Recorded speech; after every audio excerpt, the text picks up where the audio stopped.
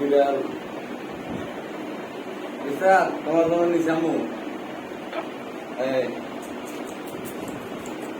দেখো এটা তোমার জন্য পালবো। এটা নখ আছে, নখ দিয়ে আমার আশ্রয় খালি নখ গুলো কেটে দেবো। ওকে এখন কেমন করতেছে? নাম হয়েছে কুদ্দুস নাম হয়েছে কুদ্দুস।